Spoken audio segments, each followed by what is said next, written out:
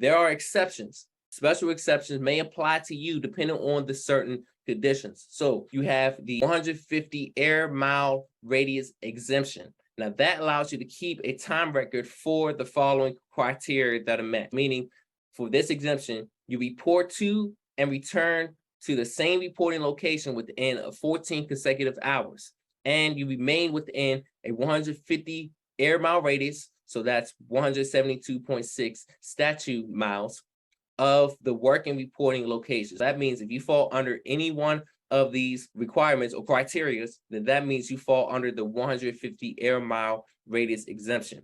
You can also look at the 150 air mile radius or statute miles map. Now you can go to calcmaps.com/map-radius/. So when you go there, it will show you the radius of how far the distance is 150 air miles.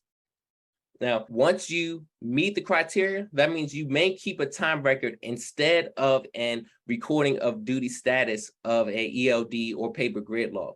So if you cannot meet any of these requirements, that means you must keep a full record of duty status. Now, under the 150 air mile radius exemption, if you meet this criteria or requirements for the 150 air mile exemption, the time records must include the time you start the workday, the time you finish the workday, and the total number of hours that you've been on duty.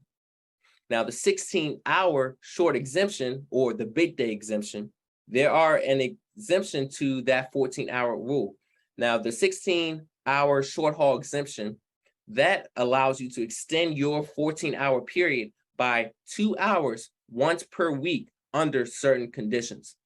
Specifically, you can drive after your 14th hour after coming on duty, not after the 16th hour, if you are released from duty at your normal work reporting location for the previous 5 duty hours. And if you return to the normal work reporting location and are released from duty within 16 hours, and if you have not used this exemption in the previous 6 consecutive days, except if you're following a 34-hour restart. So that falls under the 16-hour short haul exemption or the big day exemption. Now, to keep in mind, a short haul operator who is not required to hold a CDL, for example, box trucks as an example, this exemption applies if you work within that 150-hour radius or 172.6 statute miles, and you return to your normal work reporting locations each day. You can extend your 14-hour limit by up to 2 hours twice. That means 2 times in a 7-day period, and it's not required to comply with the mandatory break provision. Now, note, the total hours and start and stop time each day must be tracked by your carrier and retained or kept for at least 6 months. And also to keep in mind, an exemption log, timesheet, time card, or any other form that shows the time you started working, the time you finished, and how many hours worked. That is an exemption log. That's something that you have to keep in mind. Other exemptions is the sleeper berth. The sleeper berth is an area in a tractor where a driver can sleep, or it's a area in a tractor or commercial motor vehicle where a driver can sleep. Now, the sleeper berths must be met by the standards that is set by the FMCSR. So the berth must meet the standards by FMCSRs. With the sleeper berth, instead of going off duty, drivers using the commercial motor vehicles equipped with the qualifying sleeper berths can actually get their required rest by spending 10 consecutive hours in the sleeper berth, obtaining 10 consecutive hours of rest during both off-duty and sleeper berth time, obtaining the equivalent of or having at least 10 hours of rest in a 2 separate non-consecutive breaks. This can be or can be perceived as most confusing out of all the hours of service. So breaking down, the split sleeper option can be valuable for a team of drivers, especially on a long haul, or when flexibility is required. So under this provision, the equivalent of 10 hours can be accumulated by taking at least 2 rest periods if The one of the rest periods is at least 7 consecutive hours and is spent in the sleeper berth. And the other separate rest period is at least 2 consecutive hours and is spent either in the sleeper berth, off duty, or a combination of a sleeper berth or off duty. And both periods must total at least 10 hours. This means a 7-3 or 8-2 split. Now, be mindful that sleeper berth, it must be qualified. The vehicle that you are driving, whether it's a tractor, maybe a bus that it has a built-in sleeper berth, it must meet the standards by the FMCSRs in order for it to be required as a sleeper berth.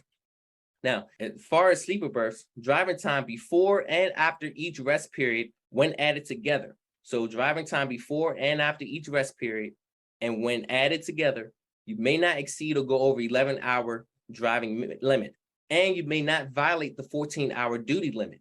Now, the driving time limit and the 14-hour duty period limit must be recalculated from the end of the day of the first of the 2 periods. So neither of the 2 rest periods count towards that 14-hour limit. That's why the sleeper berth is very crucial, and keep in mind to track your sleeper berth hours as well. So that way you'll have enough hours to safely be in compliance to drive on the road. Now, some other exceptions is construction materials and equipment. When you're transporting construction material and equipment to or from a construction site, you may be able to restart your 7 or 8 day clock after an off-duty period of at least 24 hours. In other words, if you drive a vehicle that is used primarily to transport construction materials and equipment to and from an active construction site, then that means you may be able to restart your 7 or 8 day clock after an off-duty period of at least 24 hours. In order to actually use this provision, you must transport construction vehicles, equipment, and maintenance vehicles, stay within a 75 air mile radius of your work reporting location, and not be transporting any placardable amount of hazardous materials. And these are the provisions in order to fall under the exemptions of hauling construction materials and equipment. As far as adverse driving or emergency conditions, you can drive longer under the adverse driving and emergency conditions exemptions. This includes snow, sleet, fog, ice-covered roads, or other unforeseeable road or traffic conditions. Now, that's if it is not apparent or obvious to dispatch ahead of time. This exemption allows for you to have this if the driver, or if it's not apparent or obvious to the dispatcher ahead of time, if the dispatcher didn't know prior to starting or run or immediately after qualifying for that rest break, and it qualifies if it may prevent you from safely completing your run within that 11-hour driving and 14-hour duty limits. Now, you may extend your driving and duty limits up to an additional 2 hours to complete your run, or at least reach to a safe location. This means under this exemption, if you encounter adverse driving conditions, that means you may drive up to 13 hours within a 16-hour duty window. That's what this adverse driving conditions exemption allows. Now, adverse driving do not include loading or unloading delays or conditions that were known or could be reasonably known ahead of time. For example, knowing prior to dispatch or at the start or run immediately after a qualifying rest break. That is some examples of what adverse driving does not include. Now, examples of conditions that were known or could reasonably be known will include a predicted winter blizzard or rush hour traffic in a metropolitan area. Those are examples that the adverse driving does not include. And then the emergency conditions exemption. In case of emergency and similar to the adverse driving condition, it allows you to complete your run without being in violation if the run could have been completed without the emergency. So a loading delay, mechanical breakdown, or a driver's need to get home are not qualified as emergencies. So putting details or annotation and details in the remarks section are vitally important when you're using either the adverse driving or emergency conditions exemptions or exceptions.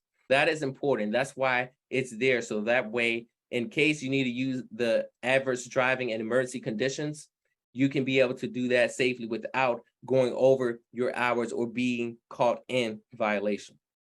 And then high rail vehicles. If you drive in an internal rear flaw detection vehicle equipped with flanged high rails, the maximum on-duty limits, and you can check in section 395.3 of the FMCSRs, such as the 14 and 60, 70 hour limits, do not include travel time to or from an assignment as long as time does not exceed 2 hours per calendar day, or a total of 30 hours in a calendar month, or a fully accurately accounted for in company time records. So other exemptions to keep in mind, that was for high rail vehicles. There are exemptions for high rail vehicles, but other exemptions, there are tons of it. There are a lot of exemptions for hours of service regulations, but review the regulations specifically in section 395 of the FMCSRs for more details. But other exemptions will include oil field operations,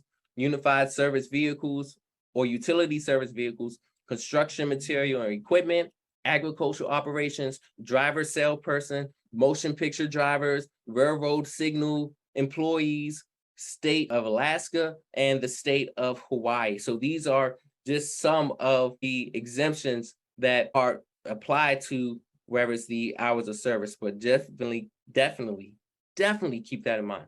Hey, BET Trainer here. Listen, if you really had true value out of this video, go ahead and click that like button and share some honest comments about this video, because this is going to help other people as well see the video and get the value information, so that way they can be inspired by what you're doing right now as well. So also, if you want to get the latest updates, go ahead and click the subscribe button, so then you can be able to always be updated on the next instant video that will be put out. So again, go ahead and do that. And this video was sponsored by BET Life Services and CDL for Life.